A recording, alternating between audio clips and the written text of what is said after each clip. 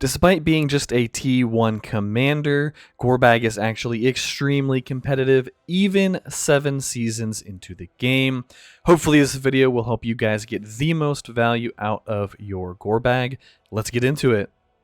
Alright guys, as usual, we will take a look at a battle report, and thanks very much to Halbrand's Vanguard, and huge shout out to him for providing me with this information and this particular report. We have a level 48 Gorbag going up against a level 50 Theoden. Theoden being one of the strongest commanders, in my opinion, for good factions, for Tactics Evolved, because of the crazy amount of synergy between Dispersion on Bow Knights, as well as Theoden's skill tree with the extra attack, mounted combat, and Rohirrim.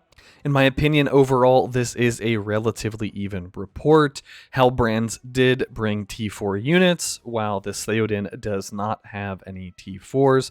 However, the overall damage, once we take into account Theoden's healing, is quite even, and do keep in mind that in this case Theoden is losing cavalry units, so we basically have to double the amount of wounded and dead. Overall, it comes out to be pretty darn even, and this Theoden is quite well geared. He's rocking his unique and fully refined gold items. As far as Halbrand's Gorbag, this guy is pretty decked out. Very, very solid Gorbag here. Respect 21, I believe that is what he told me. So overall, Gorbag is pretty solid against any sort of like tanky style commanders. Galadriel, Gandalf the Grey, Gil-galad being some examples.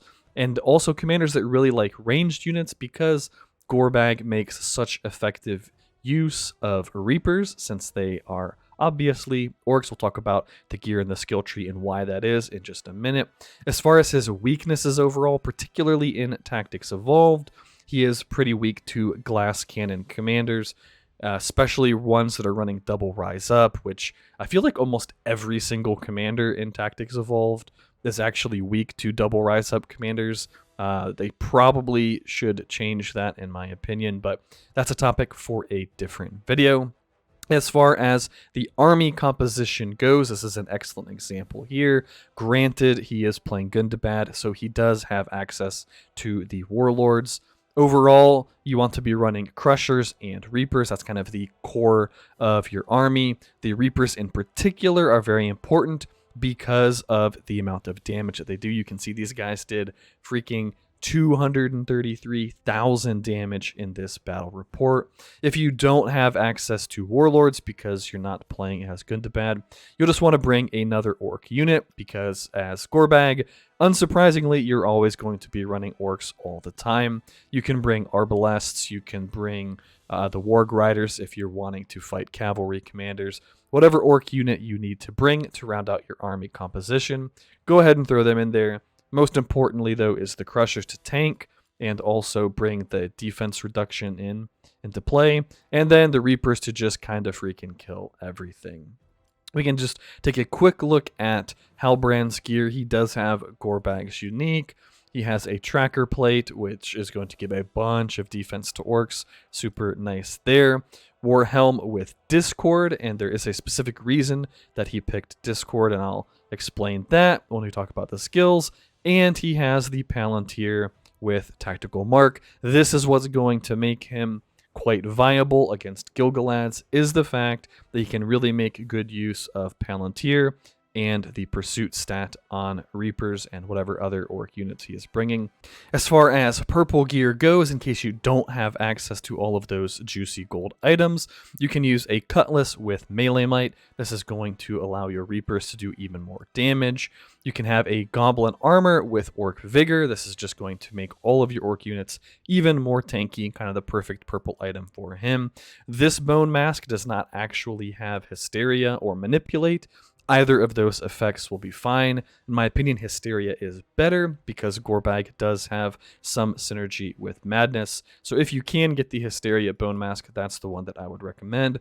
And then for an accessory, you can use Drums of Moria or even one of these Signets to add a little bit of extra healing to your army, give them that a little bit of extra sustainability, and that will be particularly helpful as well for taking tiles, and Gorbag is a pretty respectable commander for the early game. As far as a skill build goes, the bread and butter is going to be Grey Leader, Orcish Warlord, Watchman of Kirith Ungol, and you can put 1 point in Corrupting Curse just so that you do have a little bit of madness going out, and Enrage is also super solid. This is because your units are going to have a chance of succumbing to madness. However, because of Watchman of Kirith Ungol, once you have maxed that out, orcs are immune to madness, which means your guys are never actually going to get mad. They're just going to get a 60% damage bonus for 1 round, which is a massive amount of extra damage. Other than that, you can go into the Interrogator tree. Some players do like going for the healing that's tied to Old Orc. I like what Halbrand's Vanguard did here and skipped that. That's like 21 points, potentially 22 points, but you probably should max Old Orc anyway. But like 21 points for not all that much healing, at least once you're coming into PvP. It's just not worth it in my opinion. For super early game tiles and stuff, it might be viable. However, there is some super nice synergy with Interrogator and Corrupting Curse, as well as a madness effect on items. So this says enemies that are stunned or subjected to madness receive an extra 100% damage for 1 round. Keep in mind this does only go off every 3rd round. And you can pick up Restrain. There's kind of a quirky little interaction here that you can really take advantage of in specific circumstances. So this goes off on round 4 and also on round 8. The reason I say there's a quirky little interaction here is because if Gorbag is going first in combat, when Interrogator goes off 1 round before Restrain, this will put this Interrogator debuff onto the enemy army, saying that if they get stunned or inflicted with madness, they're going to take a whole bunch of extra damage. As long as you're going first, once the game rolls over into that new round of combat, the enemy units are actually still going to have the Interrogator debuff on them until they act in that round of combat. So if Gorbag is going first, Interrogator can go off, and then the next round, Restrain's going to go off, stun those units while they still have that Interrogator debuff on them, and that will cause them to take a whole bunch of extra damage. He also went ahead and put some points into Laceration. This is because his Gorbag is at an extremely high level of respect. You can cut these points and potentially cut some points in Enrage as well.